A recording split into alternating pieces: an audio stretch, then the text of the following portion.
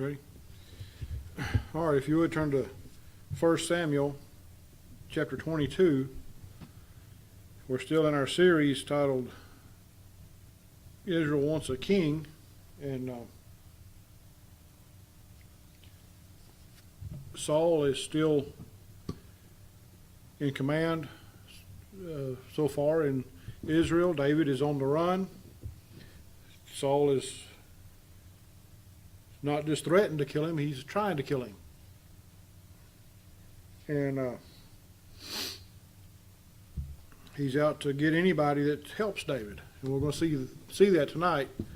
If you remember last time, David, in chapter 21, he stopped in Nob and saw Amalek the priest. And Amalek is not aware of what all's going on. David told him that he was on a mission for the king, and told him he couldn't tell him what it was about. Kind of left it at that. And Amalek didn't pressure him. He left it alone. But there was a man there where David had gone to worship. Had gone to see Amalek. There was a man there worshiping also who was one of Saul's servants. And Doeg, the Edomite, he was, verse 7 says, he's the chiefest of the herdmen that belonged to Saul. And he saw David there. And it appears that David saw him too. And so David has left Amalek and is on the run again. And that's where we pick up with chapter 22. And let's start with verse 1. David therefore departed thence and escaped to the cave Adullam. And when his brethren and all his father's house heard it, they went down thither to him. So his family have come to see him to try to take care of him, appears, and to help him if they can. And remember, David's got a fairly large family. He's got several brothers. His father, his mother's still alive. They've got servants. They've got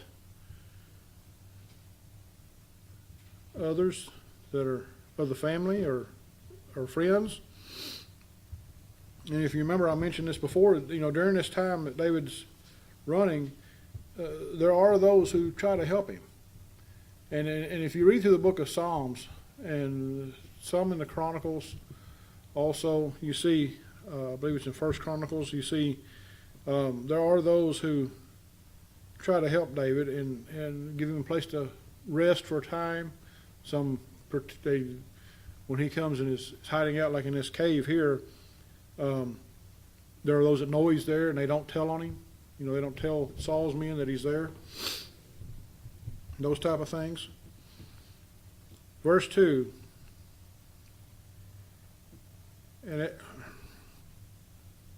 Sorry, I'm fighting back a sneeze.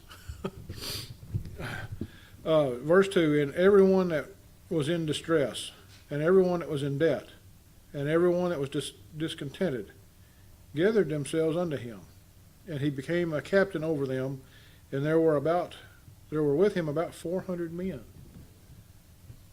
So you can imagine, those who are, appears as though say at least some of these are running from the law, aren't they? They're criminals. But they have come to David to help. They recognize he's a leader, and he's made captain over them. About 400 men, it says. He's got a small army gathered up now. And David went thence to Mizpah of Moab, and he said unto the king of Moab, Let my father and mother, I pray thee, come forth and be with you till I know what God will do for me. So David is obviously worried about the lives of his parents. Saul, he doesn't know what Saul's capable of, really. He's not sure. Saul may decide to kill his parents, or may try to capture them to draw him in or something. So to keep them safe, he sends them to Moab, to the country next door, the nation next door. And remember, Moab is not one of those places that's always been friendly with Israel. Sometimes they were, but not always. But at this point in time, they're friendly enough that David trusts the king there. And he brought them before the king of Moab, and they dwelt with him all the while that David was in the hold. So while David was in hiding, they stayed there. And the prophet Gad said unto David, Abide not in the hold.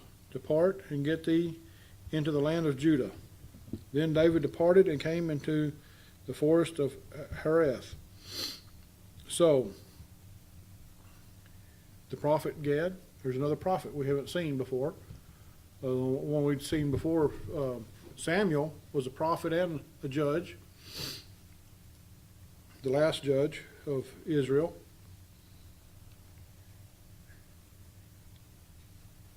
This prophet Gad instructs David, you need to get back to Judah. Why? He's got a following there, remember? The people are more behind David than they are Saul. They've seen the wickedness of Saul. They've recognized, many of them have recognized that the Lord is no longer with Saul and that he's with David. Verse 6, when Saul heard that David was discovered, and the men that were with him.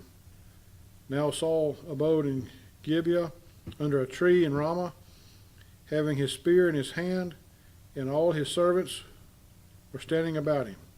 Then Saul said unto his servants that stood about him, Hear now, ye Benjaminites, will the son of Jesse give every one of you fields and vineyards, and make you all captains of thousands and captains of hundreds, that all of you have conspired against me? And there is none that showeth me that my son hath made a league of the son of Jesse, and there is none of you that is sorry for me, or showed unto me that my son hath stirred up my servant against me to lie in wait, as at this day. Saul is having a pity party, isn't he? His servants are there with him, his closest servants. And he tells them, he says, has David promised you fields and vineyards? Has he promised to make you the leaders over the army? What? He's getting paranoid here. And he's thinking, are my own servants against me now? Well, he wants to know why no one has told him about the covenant that was made between David and Jonathan. How did Jonathan get by with doing this with David and nobody else knew about it? Well, if you remember when we read that part of the story a few chapters back, it was done in secret. And it tells us that God told us there that no one else knew about it but them two. That was it. Nobody else saw them. So he can't blame his servants for not telling him, because they didn't know.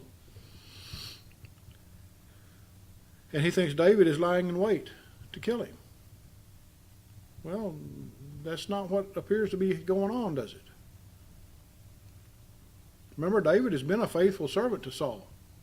Up until now, because of the fear for his life, he's ran. But up until then, not only was he the brother or the son-in-law of Saul, he was also his most faithful servant. Verse 9, then answered Doeg the Edomite. Here's Doeg again, which was set over the servants of Saul. So he's been promoted from being a herdsman, the chiefest of the herdsmen, to being over the servants.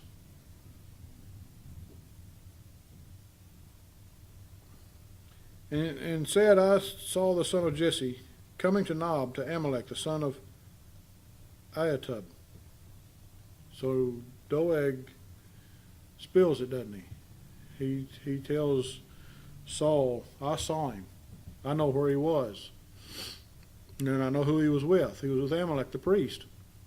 And he inquired of the Lord for him and gave him victuals and gave him the sword of Goliath the Philistine. So he says, David went there not only to worship, but he went there seeking guidance from the Lord, from the priest. And that was a common thing in that day. They would go to the priest because the priest was the picture anyway of the go-between God and people. And David went there may have even been there to offer sacrifices unto the Lord. And he Amalek the priest, he went along with it. But notice Doeg doesn't tell the whole story, which is probably because he doesn't know. He probably didn't hear the whole conversation between Amalek and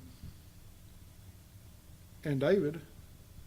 He doesn't mention that David lied to Amalek on why he was there, and kept Amalek in the secret, and kept him in the dark on why he was there. And Amalek doesn't know about the rift between David and Saul. Well, then the king sent to call Amalek, the priest, the son of Ahitub, and all his father's house, the priests that were in Nob, and they came all of them to the king. So not only did he call Amalek, but he called all the men in his family, all those who were priests. Remember, if you're a priest, in their day and time, if you were a priest, all your sons under you would be trained to be priests. That was the practice. And Saul said, Hear now, thou son of Ahitub. And he answered, Here I am, my lord. And Saul said unto him, Why have ye conspired against me, thou and the son of Jesse? Notice, Saul is so mad at David, he doesn't even call him David. He calls him the son of Jesse. In that thou hast given him bread and a sword, and hast inquired of God for him, that he should rise against me to lie in wait as at this day. Now, David never said that, did he? He never said that he was going to lie in wait for Saul. He was hoping things would cool down and he could come back. He was not fighting against Saul. He was running for his life. The reason he took the sword was for defense. Then Amalek answered the king and said, And who is so faithful among all thy servants as David, which is the king's son-in-law, and goeth at thy bidding, and is honorable in thine house? Again, even the priest knows how faithful David is to the king. Not just because he's his son-in-law, but because he's the king. He says, he goeth at thy bidding. He goes and does what you tell him to. Remember the times that Saul sent him out to fight battles, hoping that he would be killed? And he wasn't. He come back alive and well.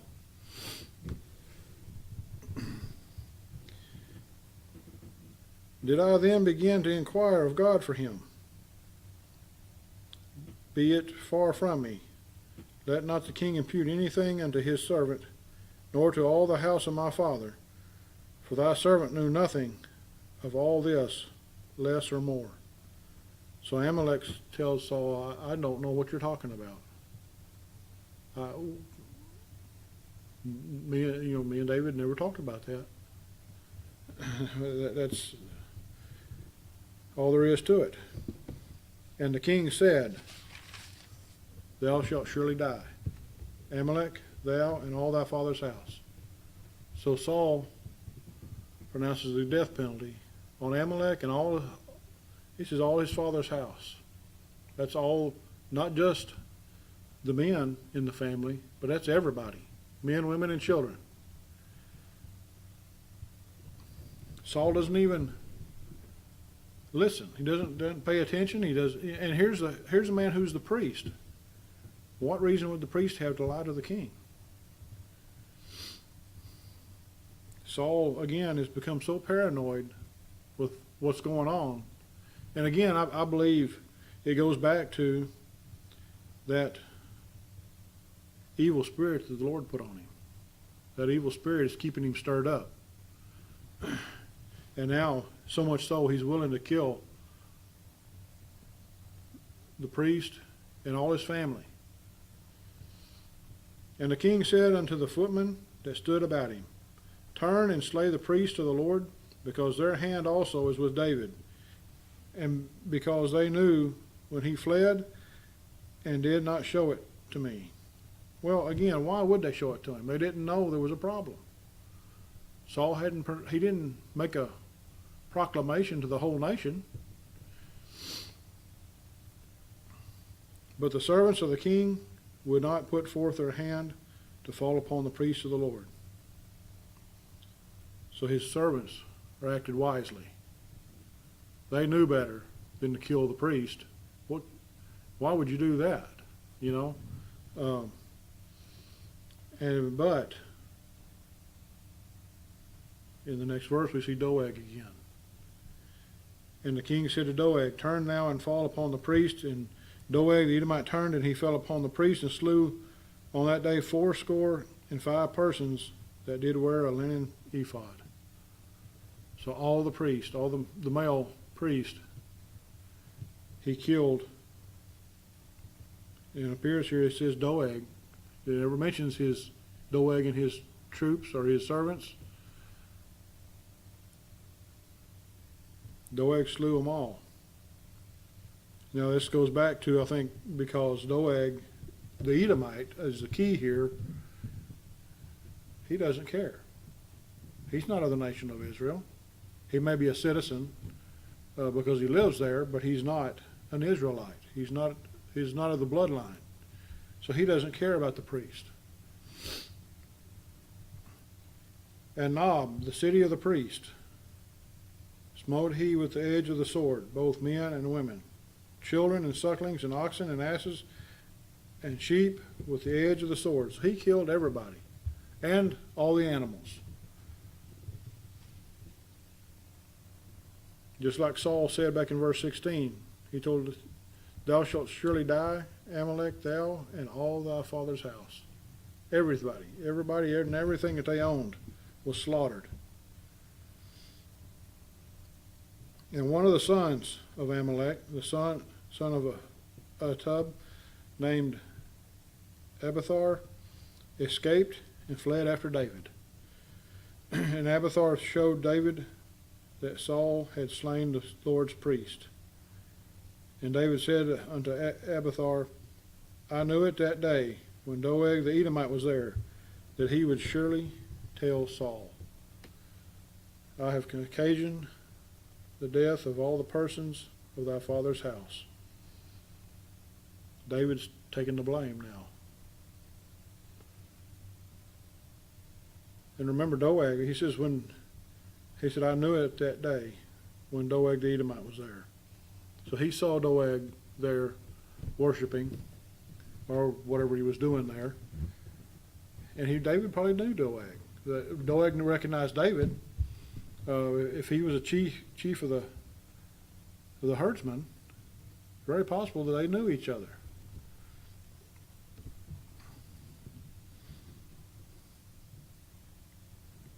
Abide thou with me, fear not, for he that seeketh my life seeketh thy life, but with me thou shalt be in safeguard.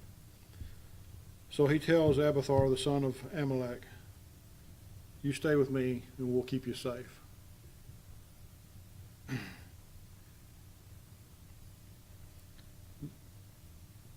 In the next few chapters, we see more of David on the run. Saul catches up to him a few times. David saves Saul from death a few times also. We'll see that. So we'll pick up with chapter 23.